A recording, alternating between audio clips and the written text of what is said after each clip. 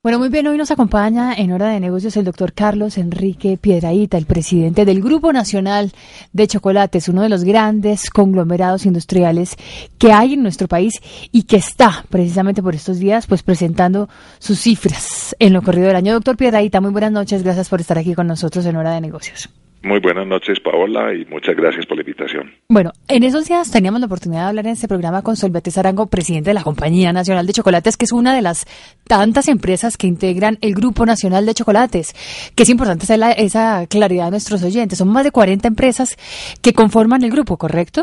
Así es, Paola. Esas 40 empresas en Colombia y en el exterior están organizadas en 6 divisiones, 6 negocios, de los cuales Sol Beatriz es la presidenta de la Compañía Nacional de Chocolates, quiere decir de la división del negocio de chocolates entre los 6 negocios que tiene el grupo. Escuché el programa con mucho interés. ¿Qué tanto pesa esa división de chocolates dentro del total de lo que es el grupo? Pesa más o menos el 19%, a pesar de que llevamos el nombre de chocolates en Grupo Nacional de Chocolates. Esa es la tercera división. La primera, de hecho, es cárnicos, con algo más del 30% de nuestras ventas. Le sigue galletas. En tercer lugar está chocolates. En cuarto lugar, el negocio de café. Quinto, helados. Y sexto, pastas. Bueno, usted acaba de presentar los resultados, el balance de la empresa, el Grupo Nacional de Chocolates, mejor, al cierre del tercer trimestre del año. Tengo entendido que vendió menos pero ganó más. Así es, ese es el resumen. Vendimos menos, las utilidades se incrementaron bastante. Vendimos menos básicamente por el efecto de Venezuela, de la revaluación del bolívar desde el 1 de enero de este año. Las ventas totales del Grupo Nacional de Chocolates en los 9 meses rebajaron un 3.9%, fueron de 3.2 billones de pesos, rebajando el 4, digamos, pero si quitamos el efecto Venezuela, las ventas totales crecen el 4%, y eso es porque, si bien Venezuela cae por la devaluación del bolívar, hay otros mercados muy dinámicos como Estados Unidos, México y Perú especialmente. En utilidades sí mejoramos porque una mejora operativa, la austeridad hizo que el gasto operacional rebaje y los gastos financieros por la emisión de bonos y amortización de deuda también bajaron. Al combinar esos 3 efectos, la utilidad neta del grupo crece el 45%. Mejor dicho, el golpe duro estuvo por el lado de Venezuela. Así es, sí.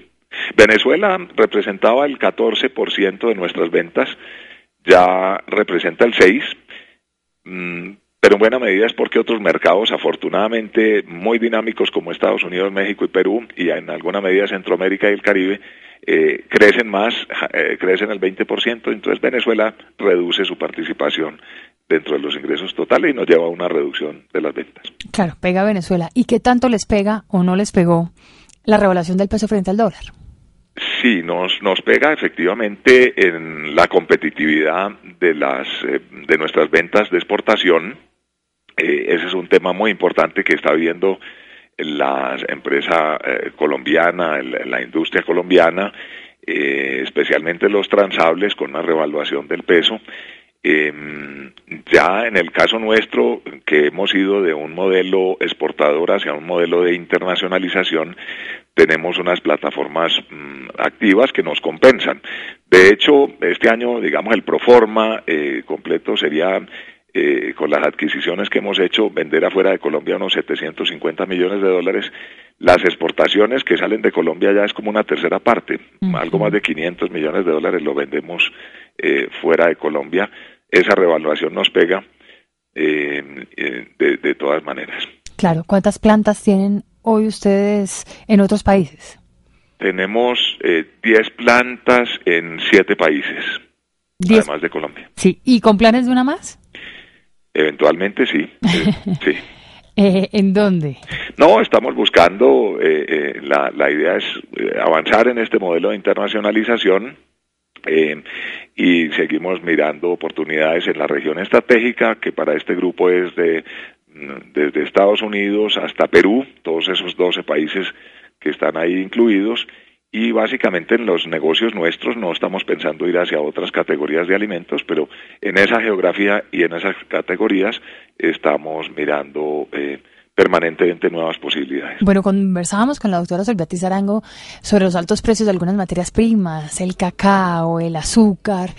Me imagino que eso le pega en general a todo el Grupo Nacional de Chocolates. Bueno, afortunadamente en el Grupo Nacional de Chocolates tenemos esa diversificación de categorías en esos 6 negocios y por lo tanto hay una diversificación de costos de materias primas. De hecho, ninguno individualmente pesa más del 11% del costo del Grupo Nacional de Chocolates y esa diversificación en las que unos suben, otros bajan, nunca hay una correlación cruzada de que todos suban a la vez. Entonces, como bien dices, Paola, en esta oportunidad el cacao está alto, el azúcar ha estado alto, el trigo subió mucho por los problemas de clima en Rusia y los incendios y el cierre de sus exportaciones, país productor de trigo. Pero de otra parte bajaron las carnes, han estado carne de res, cerdo, pollo, han estado a niveles razonables, las grasas y otros productos, de manera que en el neto, por esa diversificación, inclusive el costo de nuestras materias primas se redujo un poco y a eso me refería también al principio cuando explicaba los resultados operacionales, que mejoran el resultado operacional en buena medida es porque hay esa diversificación de materias primas y en el neto tenemos reducción de costos. Bueno, y al parecer también los precios del maíz, que no sé qué tanto lo usen ustedes, pero los precios del maíz están disparando. Colombia es un importador neto de maíz y estaba viendo que se espera que la próxima cosecha del año entrante en los Estados Unidos no esté tan buena por problemas climáticos, lo cual está pues disparando los precios de los futuros de este commodity, ¿no? Sí, así es. Entiendo que la semana pasada en un solo día subió al 10%. Nosotros no usamos prácticamente maíz, pero algo parecido ocurre con el trigo, que van medio juntos y efectivamente sí ha habido una volatilidad grande pues en los precios de commodities. Bueno, ¿en cuándo espera usted crecer las ventas de todo el grupo este año, al cierre de diciembre?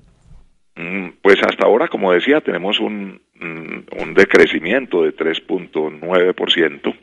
Estamos incorporando ya a los estados financieros consolidados la adquisición que hicimos de Fair Foods, de galletas en Estados Unidos, las de Industrias Aliadas, adquisición que hicimos unos meses antes en el negocio de café, y estamos cuantificando esos efectos, a ver si podemos llegar a compensar ese negativo y acercarnos lo máximo posible a tener algún crecimiento positivo en las ventas. Pero es posible darle la vuelta a los resultados hasta el momento. Estamos en esos cálculos, vamos a ver si de pronto fuera posible. Bueno, muy bien. En estos días, por supuesto, uno de los temas de los que más se ha hablado en el país y que tiene que ver mucho con el dólar y la tasa de cambio es pues la reforma arancelaria que presentó el gobierno, una reforma arancelaria con la que pretende bajar el costo de las materias primas y de los bienes no producidos en el país, a fin, doctor Piedrahita, pues de eliminar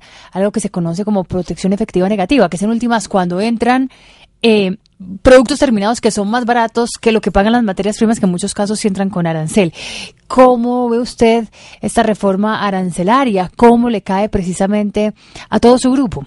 Exactamente, eso es muy importante, porque está en el centro de la discusión de la competitividad de los bienes transables y como muy bien describes, tenemos situaciones de protecciones efectivas negativas con una moneda revaluada y todo eso lleva pues a una situación difícil para la competitividad de la industria colombiana. Yo diría que esta reforma arancelaria que apenas se acaba de conocer el decreto firmado el 5 de noviembre, va en la dirección correcta indudablemente, pero yo creo que se queda corta. Yo creo que es importante que el gobierno estudie una segunda ronda de reducciones arancelarias donde elimine protecciones efectivas negativas que se mantienen, unas que con la reforma inclusive se agravan, por ejemplo, en el caso del trigo, no se tocó el arancel del trigo. ¿Qué es de cuánto? Que es del 15%, el fijo más la franja andina de precios que llega hasta el 35%. O sea, los dos se acumulan y el trigo puede tener un arancel hasta del 35%, las galletas y pastas estaban en el 20%, bajan al 15%. Se da esa situación que muy bien describías de que la materia prima está gravada hasta en un 35% cuando el producto final tiene un arancel menor del 15%. Usted lo que me está diciendo es que empeoró incluso la reforma arancelaria la situación para en ese caso particular productos. Empeoró la reforma arancelaria exactamente porque las galletas y pastas que estaban en 20 bajaron a 15 cuando el trigo se mantiene en la franja andina de precios que puede subir hasta el 35%. Entonces, ahí hay casos donde inclusive se agrava esta protección efectiva negativa, otros donde subsiste esa protección efectiva negativa, que sería... ¿El caso de qué?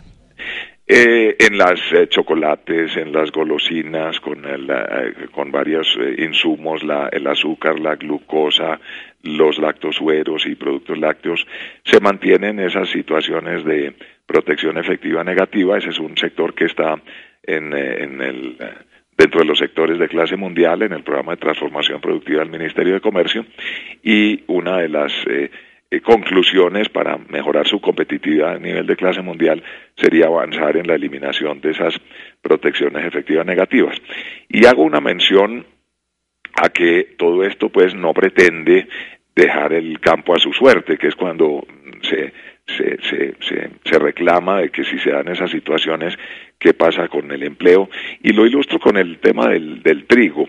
El trigo, Colombia produce unas 40.000 toneladas de trigo básicamente en Boyacá y Nariño, pero importa como 1.400.000 toneladas, o sea que Colombia abastece aproximadamente el 2% del consumo de trigo.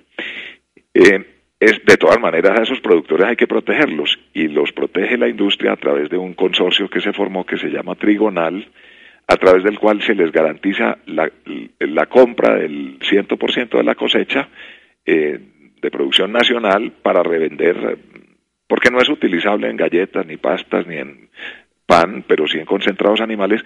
Entonces se les garantiza la absorción de esa cosecha para que ellos no se queden sin vender su trigo, pero no entendemos cómo si se grava el 1.400.000 toneladas que importa Colombia y que finalmente lo termina pagando el consumidor como un impuesto, porque ya la protección al campo está dada. ¿Para qué entonces se grava y termina pagándolo el consumidor final? Pero entonces esta reforma arancelaria ¿es un saludo a la bandera? No, definitivamente va en la dirección correcta. En dos sentidos: de mejorar la competitividad de la industria colombiana. Indudablemente se avanzó en muchos frentes, porque eso toca algo más de 3.000